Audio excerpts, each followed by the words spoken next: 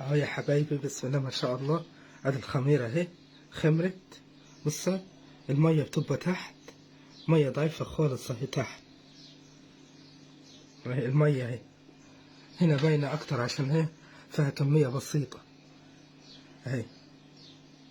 شوفها اللبن والسمسم فوق والمية تحت، ده تعرف ايه اللي الخميرة بتاعتك فلحت. هنربيها بقى معاكم، نعمل خميرة بقى اسمها تعملي خميرة على ايدك، خميرة الفايش.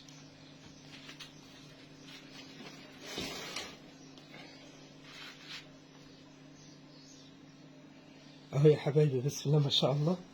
الدقيق بعد ما تنخليه، اي دقيق عندك، دقيق القمح، دقيق الشكاير الموجود عندك. هنمسك الخميرة اهي بسم الله ما شاء الله. بسم الله. نحط الخميرة كده،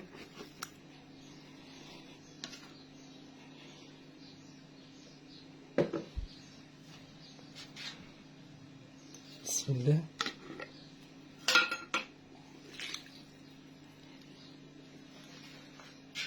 والمية تكون دافية كأنك هتعملي خميرة عادية.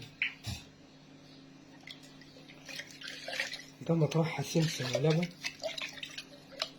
لغاية ما تمصمصيهم كده.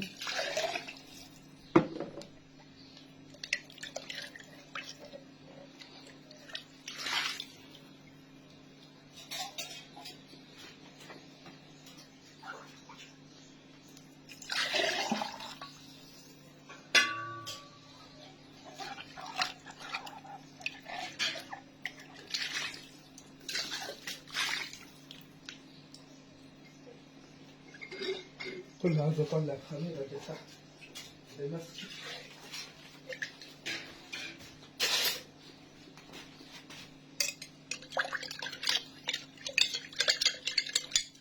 بسم الله ما شاء الله، الله اكبر. زي كده.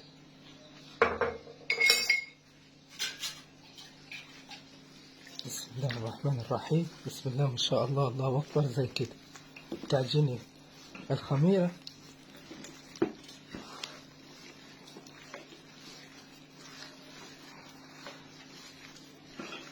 اللهم صل وسلم وبارك على سيدنا محمد.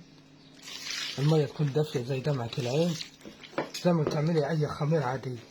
خميرة السمسم ده بنعملها ليه؟ بتخلي طعم العجين خرافة، طعم الفايش بيبقى تحفة.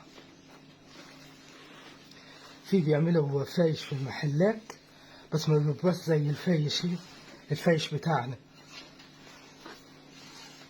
بيبقى يا دوبك عبارة عن لون، عبارة عن لون أصفر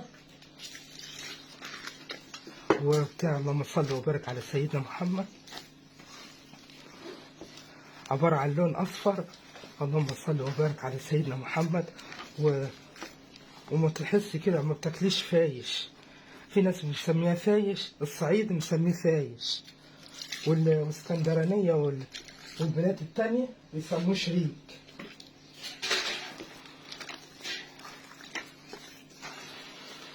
عشان ما اطولش عليكم اعجن واوريكم. اهو يا حبايبي بسم الله ما شاء الله كده تبقى العجينة سايلة كده، وتسيبيها تخمر بقى حسب ما تخمر. بعد ما تخمر هوريها لكم. اهو بسم الله ما شاء الله، الله اكبر. زي كده العجينة زي كده، زي عجينة الزلابية.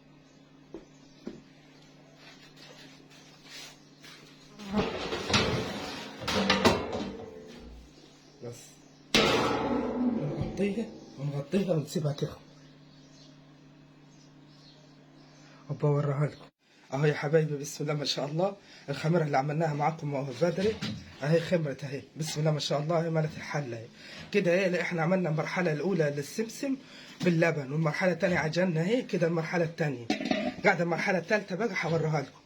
بس ايه ده كده المرحله الاولى بقى. يا رب تعجبكم وتسيبوا لي رايكم في التعليق، وهكمل